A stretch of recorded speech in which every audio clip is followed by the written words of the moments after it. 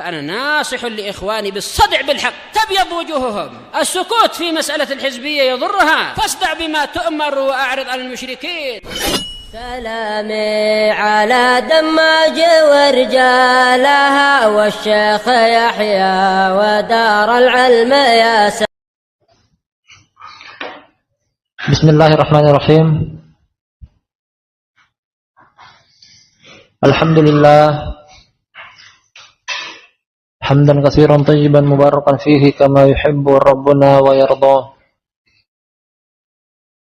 وصلى الله على نبينا محمد وعلى آله وصحبه وسلم تسليما كثيرا مزيدا. أما بعد. Ikhwan fillah rahimani wa rahimakumullah. Kembali kita pada pembacaan kitab Al-Jami' As-Sahih fi Tauhid Rabbil Alamin. Kumpulan yang sahih berdasarkan landasan hukum ayat Qur'aniyah dan hadis-hadis yang sahih pada materi tauhid, mentauhidkan Rabb semesta alam, sebuah karya tulis ilmiah milik Fadilatul Syekh Abu Amr Abdul Karim Al-Hajuri Al-Umari hafizahullahu ta'ala. Beberapa pertemuan terakhir ini, judul bab yang tengah kita kaji adalah Al-Isyraku Billah Akbahud Dunub wa A'zamul Atham. Menyekutukan Allah atau syirik kepada Allah adalah seburuk-buruk dosa, sejelek-jelek kesalahan. Ya, bab ini sampai disusulkan setelah menyebutkan tentang tauhid, keutamaan tauhid, dan seterusnya sebagai pelengkap dalam pembahasan bahwasanya tidak akan sempurna tauhid seseorang kecuali meninggalkan kesyirikan. Agar supaya bisa meninggalkan kesyirikan, hendaknya dipahami bahwasanya kesyirikan adalah seburuk-buruk dosa, sejelek-jelek kesalahan. Kita akan lanjut hadis yang berikutnya. Kata Syekh Abu Amr Abdul Karim Al-Hajuri Al-Umari hafizahullah ta'ala, mi'atani atau mi'ataini. Hadis yang ke-200. Nah, hadis yang ke-200. Sedangkan dalam buku ini Syekh Abu Amr sang penulis hafizahullah ta'ala membawakan lebih dari 600 hadis.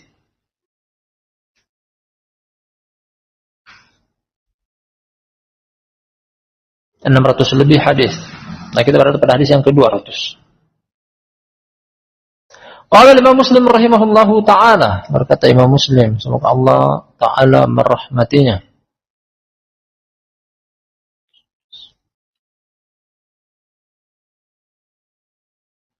Muslim bin Hajjaj An-Naisaburi Abul Husain. Qala hadatsana Ahmad bin Ja'far Al-Ma'qiri. Ahmad bin Ja'far Al-Ma'qiri, kunyanya Abu Ahmad.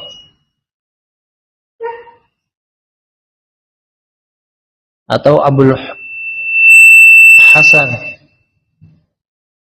Ada dua kunyah yang disebutkan oleh para ulama. Dan dia makbul. Makbul artinya adalah layyinul hadis. Lakin makbulun intu bi'am. Ini derajat periwayatan lebih rendah atau paling terendah dalam tawsik, namun sedikit lebih tinggi daripada tajrih. Dia akan diterima apabila ada yang mengikutinya, ada tabi'. Ini istilah Imam Al-Hafidh Ibnu Hajar dalam Taqrib. Makbul artinya diterima kalau seandainya ada yang mengikutinya. Nah, Ahmad bin Ja'far Al-Ma'qiri Abul Hasan, sebagian juga mengatakan Abu Ahmad. Qala hadatsana Nadhr bin Muhammad Al-Jarshi. Al-Jarshi Al-Yamami. Kunyanya Abu Muhammad. Dan dia thiqah. Qala hadatsana Ikrimah bin Ammar. Ikrimah bin Ammar Al-Ijli.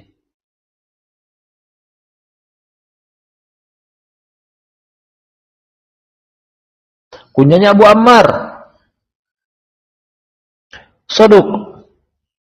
Qala haddatsana Shaddad bin Abdullah Abu Ammar. Shaddad bin Abdullah Ad-Dimashqi. Dan dia thiqah. Wa Yahya bin Abi Katsir, kedua-duanya. Ikrimah bin Ammar meriwayatkan dari dua guru, Shaddad bin Abdullah bin Abi Ammar dan juga Yahya bin Abi Katsir. Abi Katsir namanya Saleh, Yahya bin Saleh. Dan dia imam. Kedua orang ini meriwayatkan an Abi Umamah, dari Abu Umamah. Abu Umamah Al-Bahili. Seorang sahabat yang mulia namanya Sudai bin Ajlan, masyhur dengan kunya Abu Umamah. Qala, ini kembali ke atas. Qala Ikrimah wa laqiya Shaddad Aba Umamah wa Wasila wa sahiba Anas ila Asy-Syam. Jadi kembali kepada si Ikrimah bahwasanya Shaddad bertemu dengan Abu Umamah dan Wasilah. Jadi mengisyaratkan dari ucapan ini bahwasanya hadis ini mausul, tidak inqita', tidak munqati', tidak terputus. Shaddad bin Aus ketemu dengan Abu Umamah. Bahkan ketemu juga dengan Wasilah bin Al-Asqa. Dia juga menemani Anas di negeri Syam. Artinya apa? Dia bertemu dengan beberapa orang sahabat.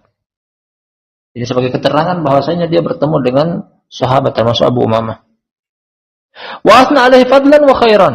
Ikrimah bin Ammar memuji Shaddad bin Abdullah Abu Ammar. Dia memberikan rekomendasi di sini. An Abi Umamah radhiyallahu anhu qala. Ada dua orang meriwayatkan dari Abu Umamah. Shaddad bin Abdullah Abu Ammar, Yahya bin Abi Katsir.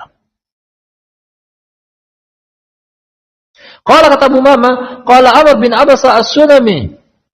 Jadi Abu Umamah juga mendengar hadis ini dari Amr bin Abasa As-Sulami. Kisah ini datang dari Amr bin Abasah, seorang sahabat.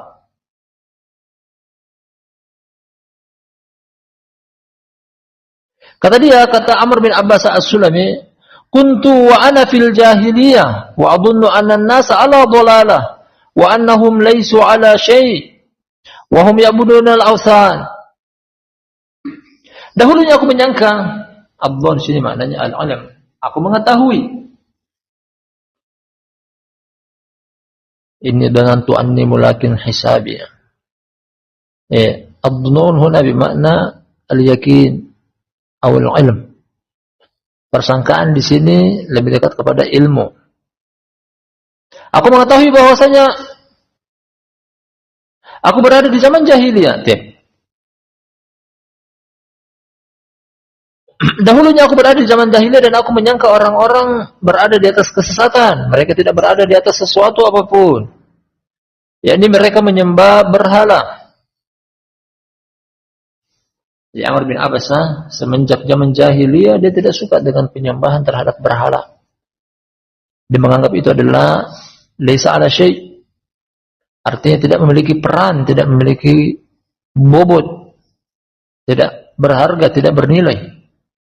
Apa itu penyembahan kepada berhala? Bahkan dia mengingkari. Fasami'tu birrajulin bi Makkah yukhbiru akhbaran faqa'adtu 'ala rahilati faqadimtu 'alaihi. Aku pun mendengar ada seseorang dari kota Makkah yang memberitakan tentang berita-berita. Aku pun duduk di atas kendaraanku, kemudian aku pergi menuju kepadanya. Berdasarkan seperti ini. Dia belum pernah ketemu Nabi, namun dia mendengar dari berita bahwasanya ada suara yang menjuluki dia Nabi. Dia pun penasaran, dia pergi. Yang pada hakikatnya barakallahu fikum jami'an ahlul batil yang membantu menyebarkan berita tentang Rasulullah sallallahu alaihi wasallam, justru orang-orang yang penasaran ingin mencari al-haq dan kebenaran datang bertemu dengan beliau. Seperti ini Amr bin Abasah As-Sulami. Aku mendengar tentang seseorang di kota Makkah memberitakan tentang berita-berita. Aku pun duduk di atas kendaraanku, aku pergi kepadanya. Wa idza Rasulullah sallallahu alaihi wasallam mustakhfiyan jura'u alaihi qaumuhu. Ternyata Rasulullah sallallahu alaihi wasallam beliau sembunyi-sembunyi kaumnya berbuat kasar kepada beliau, mengingkari, tidak menyetujui, memusuhi, memerangi. Fatalattaftu hatta dakhaltu alaihi bi Makkah. Akhirnya aku pun datang juga secara sembunyi-sembunyi, diam-diam. Karena terdengar bahwasanya kaumnya menyelisihi dia. Kebanyakan dari penduduk kota Makkah tidak suka sama dia, makanya aku ingin bertemu dengan dia, namun aku sembunyi-sembunyi. Sampai aku masuk kepadanya di kota Makkah, tapi berhasil bertemu dengan Nabi Shallallahu Alaihi Wasallam. Bermula dari mendengar berita miring tentang Rasulullah Shallallahu Alaihi Wasallam. Dia pergi sendiri karena penasaran. Fakultu lahu, akhirnya aku pun berkata kepada beliau setelah berjumpa dengan beliau, Man anta? Siapakah engkau? Dia ingin bertanya pertanyaan, ingin mengetahui hakikat. Faqala ana nabi. Beliau menjawab, aku adalah nabi.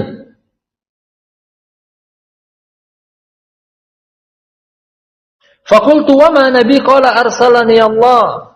Aku pun berkata, aku bertanya, siapa yang dimaksud nabi? Siapa itu nabi? Beliau memberikan jawaban, Allah lah yang mengutusku. Karena bangsa Arab belum pernah mendengar yang namanya nabi. Apa yang dimaksud dengan nabi? Allah lah yang mengutusku. Faqultu wa bi ayyi syai'in arsalaka?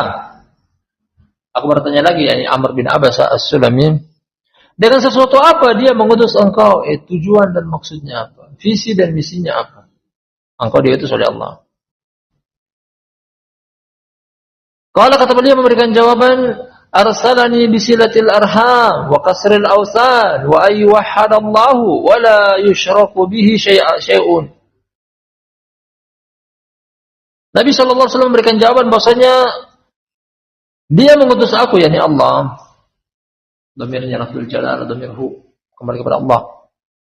Dia mengutus aku untuk menyambung tali silaturahmi, mematahkan patung-patung, agar Allah ditauhidkan dan jangan disekutuhi dengan sesuatu apapun. Jadi ini visi dan misi dari Nabi Shallallahu Alaihi Wasallam.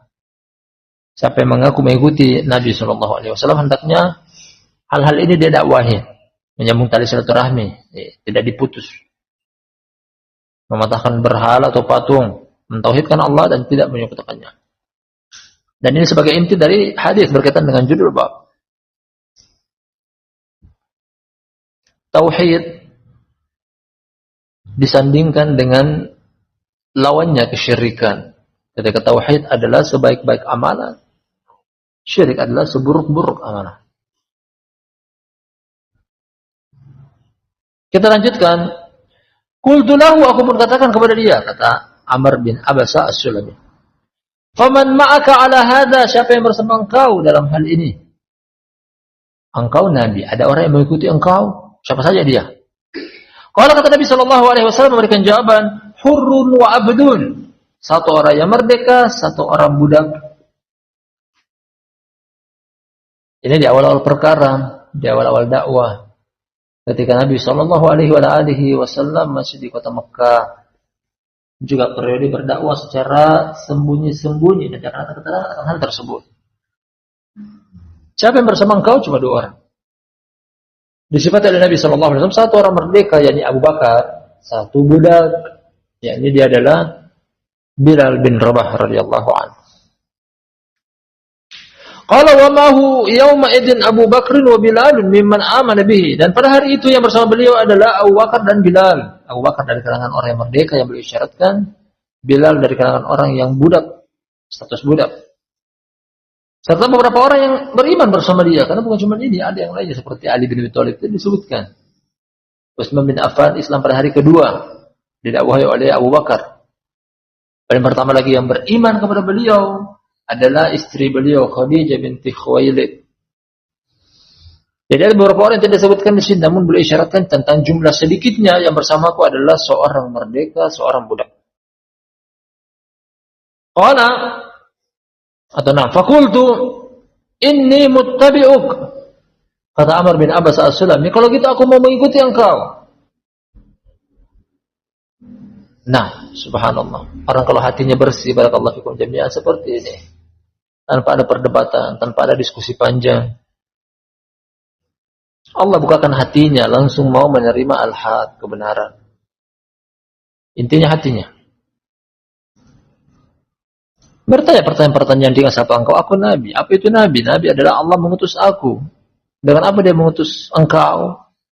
Yang diutus aku untuk menyambung tali silaturahmi, mematahkan berhala, mentauhidkan Allah dan tidak menyekutukannya dengan sesuatu apapun. Orang ini langsung bersih hatinya, dia menerima. Aku akan mengikuti engkau. Radhiyallahu anhu. Dari sisi orang ada di samping beliau, di sekitaran beliau, dari penduduk kota Makkah justru tidak mengikuti dakwah beliau sallallahu alaihi wasallam, menunjukkan tentang kecelakaan hidayah di tangan Allah. Faqultu, kata Amr bin Abbas as-Sulami, inni muttabi'uk, sungguh aku akan mengikuti engkau. Qala innaka la tastati' dzalika yaumaka hadha, ala tara hali wa halan nas, walakin irji ila ahlika fa idza sami'ta bi qad dhahartu fa'tini. Orang itu ingin mengikuti Nabi sallallahu alaihi wasallam, ya aku mengikuti engkau. Namun belum memberikan jawaban bahwa saya sesungguhnya aku tidak akan mampu untuk mengikuti aku pada hari-hari ini. Aku belum memiliki kekuatan, kedaulatan, kemampuan untuk melindungi orang lain, orang luar yang datang di sini. Aku belum mampu. Beliau memberikan alasan bahwasanya ala tarohali wa halan nas, akan kau melihat tentang kondisi kami, kondisiku dan kondisi orang-orang lain yang mengikuti aku, tertindas, teraniaya, apalagi dari kalangan orang-orang yang lemah. Sedangkan pembesar Quraisy waktu itu tidak masuk memeluk agama Islam, artinya mereka adalah musuh. Namun beliau tidak berhenti sampai di situ, beliau berikan solusi jalan keluar. Ketika beliau mengatakan kepada orang ini, Amr bin Abbas as-Sulami, bahwasanya engkau tidak mampu, namun beliau tidak berhenti sampai di situ saja. Beliau berikan solusinya, walakin irji ila ahlika fa idza sami'ta bi qad dhahartu fa'tini. Akan tetapi kembalilah ke engkau atau keluargamu, kembali ke kampungmu. Apabila engkau mendengar bahwasanya aku sudah muncul, nampak ke permukaan, aku sudah jaya menang, maka datangilah aku. Nah, dan orang ini konsisten. Dia pegang hasrat keinginan dia tersebut yang dapat arahan dari Rasulullah SAW. Sekarang aku belum mampu, lihat sendiri keadaan kita di sini yang sudah masuk memeluk agama Islam, ternyata kebanyakannya adalah orang-orang lemah. Justru permusuhan yang sangat nampak dari pihak orang-orang musyrik. Jangan sekarang, pulang dulu. Qala fatahabtu ila ahli wa qadima Rasulullah SAW al-Madinah. Kata Amr bin Abbas as-Sulami, akhirnya aku pulang keluargaku. Mendengar arahan dari Nabi sallallahu alaihi wasallam, padahal baru satu kali bertemu. Perbincangan sangat singkat. Namun begitu mudahnya dia langsung percaya kepada Nabi sallallahu alaihi wasallam, tambahkan lagi dia mengikuti arahan Rasulullah sallallahu alaihi wasallam. Hidayah. May yahdillahu fala mudhillalah. Wa may yudlil fala hadiyalah. Barang siapa yang Allah berikan kepada dia petunjuk, tidak ada seorang pun yang bisa menyesatkan dia. Namun barang siapa yang Allah Subhanahu wa taala sesatkan dia, tidak ada yang bisa memberikan hidayah, petunjuk kepada dia.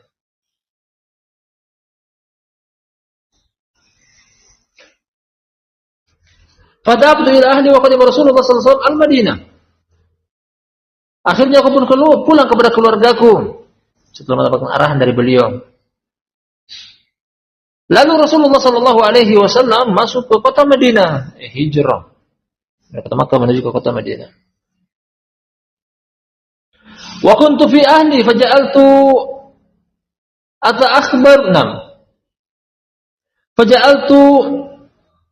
atakhabbaru al-akhbar wa as'alu an-nas hina qadima al-Madinah hatta qadima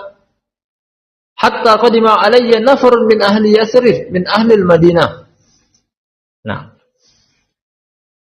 tadinya aku berada di keluargaku, namun aku selalu mencari-cari berita tentang orang yang tadi aku temui di kota Makkah.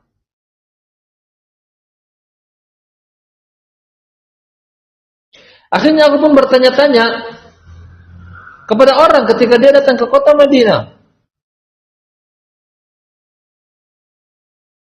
Sampai datang kepadaku orang penduduk kota Madinah. Beberapa orang dari Yathrib. Yathrib adalah Madinah. Makanya beliau perawi di sini menyatakan bahwasanya sampai terdengar kabar bahwasanya beliau datang ke kota Madinah. Akhirnya aku pun bertanya kepada orang-orang yang sudah pernah masuk ke kota Madinah, dari penduduk kota Madinah. Aku bertanya kepada mereka. Fakultu, aku katakan, kata Amr bin Abbas as-Sulami, ma fa'ala hadha ar-rajul alladhi qadima al-Madinah? Apa gerangan yang dilakukan oleh orang ini yang sudah datang ke kota Madinah? Yang beliau inginkan adalah Rasulullah sallallahu alaihi wasallam. Apa beritanya? Apa kondisinya? Apa kabarnya? Karena tadi dia janjikan kepadaku kalau sudah nampak urusanku agama Islam, datangi aku. Faqalu, orang-orang memberikan jawaban, an-nasu ilaihi sirra'un wa qad arada qaumuhu qatlah falam yastati'u dzalika falam yastati'u dzalik. Mereka memberikan jawaban bahwasanya orang-orang menyerangnya. Orang-orang berdatangan banyak kepada dia. Namun kaumnya berusaha dan berupaya untuk membunuhnya. Namun mereka tidak mampu untuk melakukan hal tersebut. Jadi orang-orang memberitahukan fakta. Kaumnya dari penduduk kota Makkah tidak suka kepada beliau, membenci beliau. Bahkan orang-orang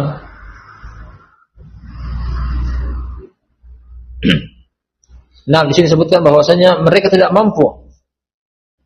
Orang-orang ingin membunuhnya, ini penduduk kota Makkah, namun mereka tidak mampu. Akhirnya, faqadimtul Madinah fadakhaltu alaihi faqultu ya Rasulullah ata'arifuni? Akhirnya aku pun datang sendiri ke kota Madinah. Aku lalu masuk kepada beliau, lalu aku bertanya, wahai Rasulullah, apakah engkau masih mengingatku? Karena pertemuan pertama dengan kedatangan Amr bin Abbas as-Sulami di sini, pertemuan yang sudah lewat bersama Nabi SAW, pertemuan yang dilewati bertahun-tahun. Tadi di awal Islam, di awal periode dakwah secara sembunyi-sembunyi. Makanya beliau arahkan bahwa engkau tidak mampu. Namun kalau engkau dengar tentang berita di mana aku jaya, memiliki kejayaan, kekuatan, kekuasaan, maka datangi aku. Dia bertanya, ya Rasulullah, apakah engkau masih mengenalku? Qala na'am, anta alladhi laqiyani bi Makkah, anta alladhi laqitani bi Makkah. Apakah engkau masih mengenalku? Beliau menjawab, iya. Engkau adalah orang yang pernah bertemu denganku di kota Makkah. Beliau masih mengingat itu. Di usia beliau sudah 50, beliau menginjak kota Madinah, hijrah ke kota Madinah, usia beliau sudah 50. 51 atau 52. Tapi masih mengingat kejadian 10 tahun yang lalu.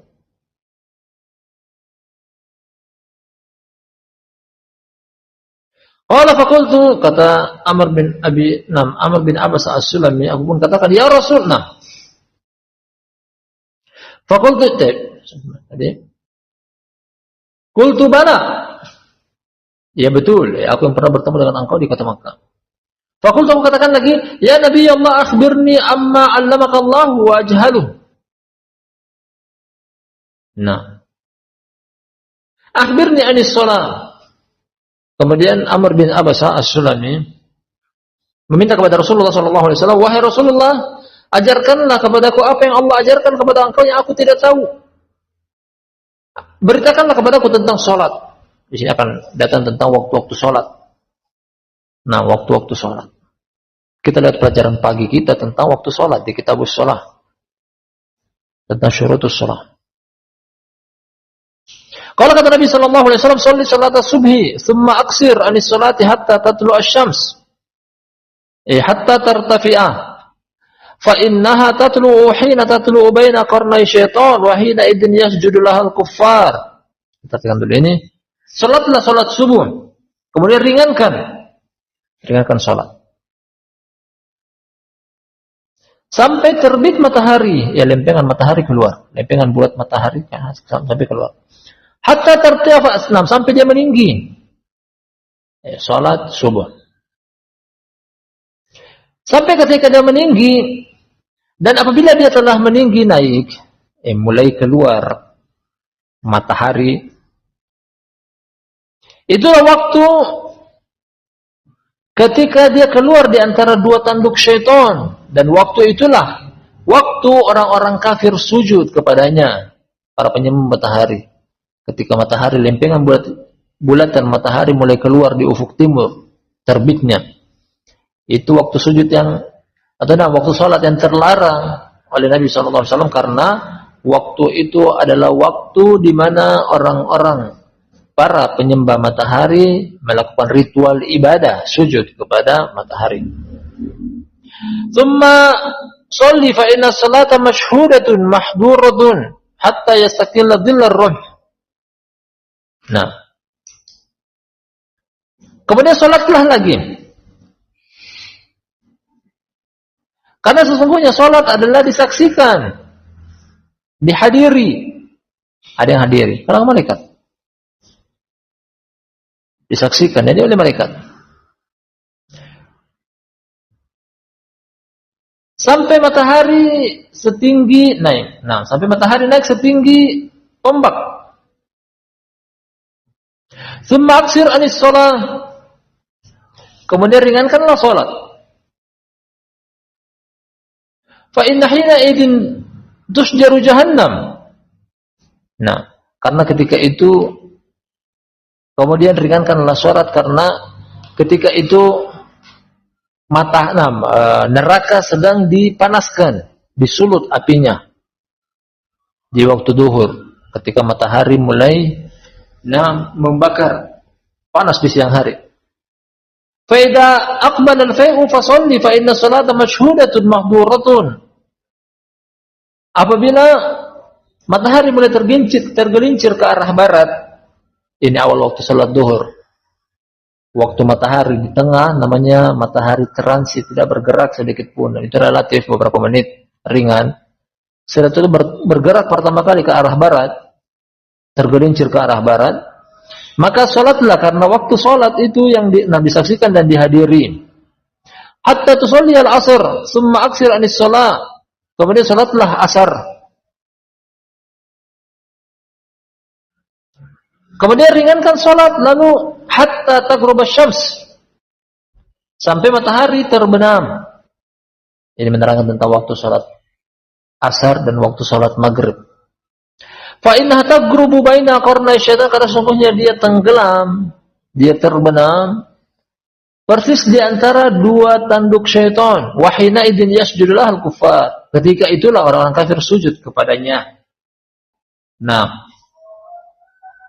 ini Nabi SAW menerangkan kepada Amr bin Abasa As-Sulami tentang waktu-waktu salat, karena dia minta, ajarkanlah kepadaku sesuatu yang aku tidak ketahui, yang Allah ajarkan kepada engkau. Nah, dan dia minta materi yang diajari adalah materi salat. Diterangkan oleh Nabi SAW tentang waktu-waktu salat berkaitan dengan pergerakan matahari sampai pada titik ini, bahwasanya ada waktu-waktu yang terlarang untuk sujud atau untuk salat. Selepas waktu syuruk, ketika matahari baru mau terbit, ketika dikala matahari transit tepat persis di atas kepala, di atas khatulistiwa. Nah, kemudian waktu yang ketika terlarang juga untuk salat adalah waktu ketika matahari tenggelam. Karena itu adalah waktu yang mana para penyembah matahari sujud kepadanya. Qala faqultu ya Nabi Allah fal wudu, hadisni anhu. Pertanyaan berikutnya lagi dari Amr bin Awas As-Sulami. Wahai Rasulullah, al-wudu, sampaikanlah kepadaku tentang wudu. Dia juga meminta diajarkan tentang wudu. Qala kata Nabi SAW, ma minkum rajulun yuqarribu wudu'ahu fayatamadmadu wa yastanshiku wa yantasir illa kharrat khotoya wajhihi fi illa kharrat khotoya wajhihi. Kita artikan. Kemudian aku katakan, wahai Rasulullah, ajarkan kepada aku tentang wudu. Wahai Nabi Allah, al-wudu, ajarkan aku tentangnya.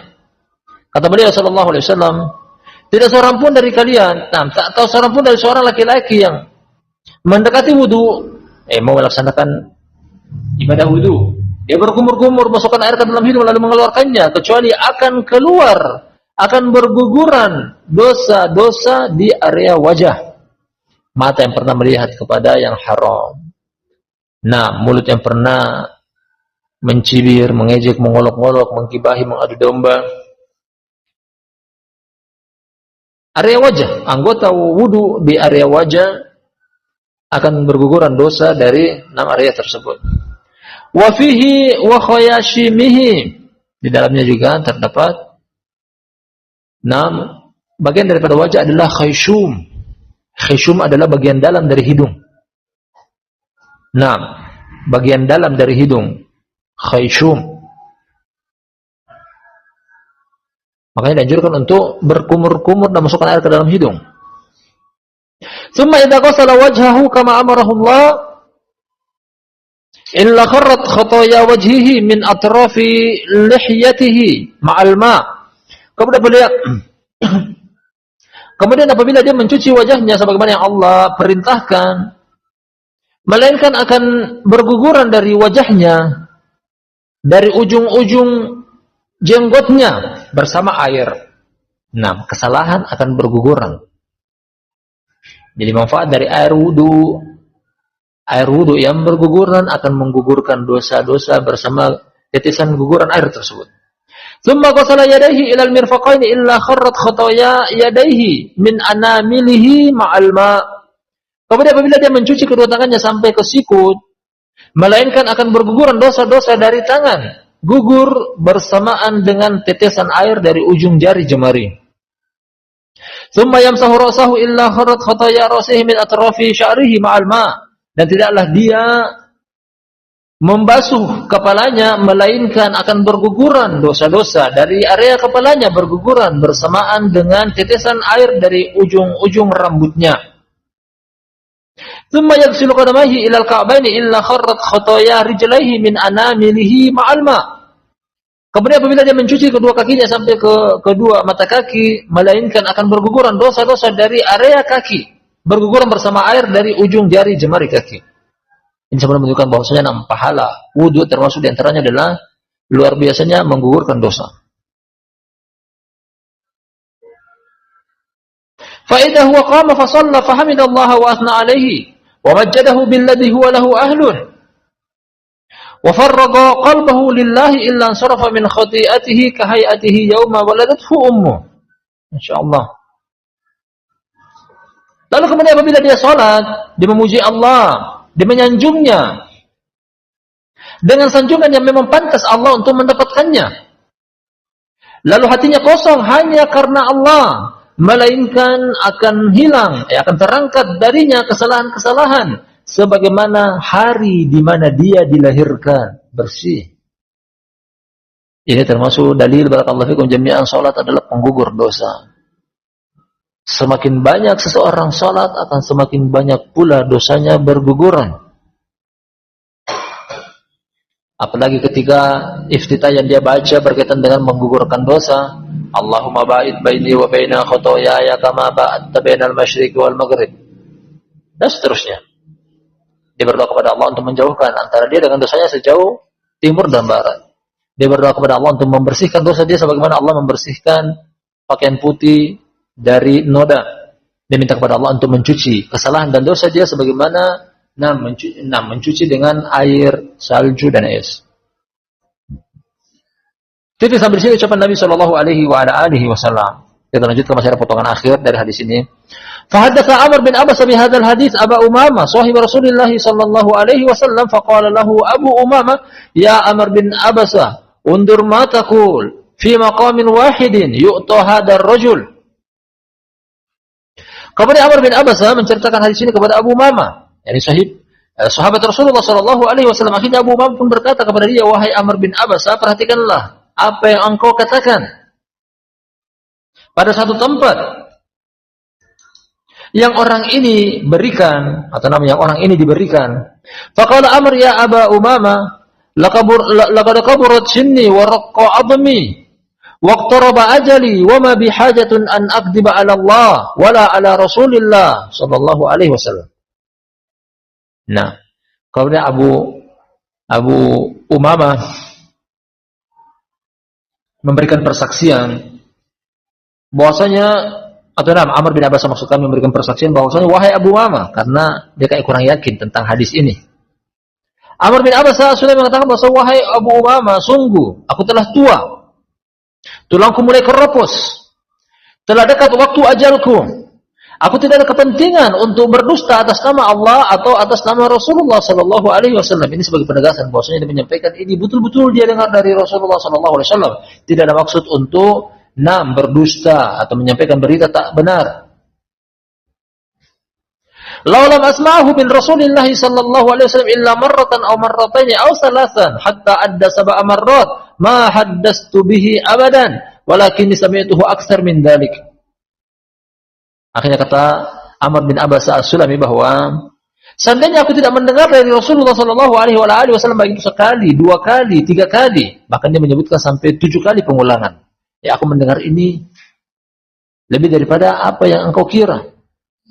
Seandainya aku tidak mendengarnya berkali-kali dari Rasulullah sallallahu alaihi wasallam, niscaya aku tidak akan pernah menyampaikan ini selama-lamanya. Akan tetapi aku mendengar hadis ini dari Rasulullah sallallahu alaihi wasallam lebih daripada itu. Jadi hadis ini penegasan dari Amr bin Abbas As-Sulami bahwa memang betul dia dengar dari Nabi sallallahu alaihi wasallam tentang keutamaan dari hadis ini. Khususnya berkaitan dengan salat, wudu, keutamaan dari salat, keutamaan dari wudu, serta di dalamnya terdapat 6 waktu-waktu salat. Namun barakallahu fikum jami'an, inti dari hadis yang telah kita baca berkaitan dengan judul bab telah datang pada awal penyebutan hadis ini, bahwasanya Nabi sallallahu alaihi wasallam diutus oleh Allah Subhanahu wa taala untuk menyambung tali silaturahmi. Diutus untuk menghancurkan patung dan berhala, untuk mentauhidkan Allah serta tidak menyekutukannya dengan sesuatu apapun. Menunjukkan kepada kita di sini bahwasanya penyebutan tentang dosa yang digandengkan dengan tauhid, sebagaimana tauhid adalah sebaik-baik amalan, sebaik-baik kebaikan, disandingkan dengan syirik yang mana kesyirikan merupakan seburuk-buruk kejelekan, sejelek-jelek keburukan. Nah, wallahu taala alam bisawab.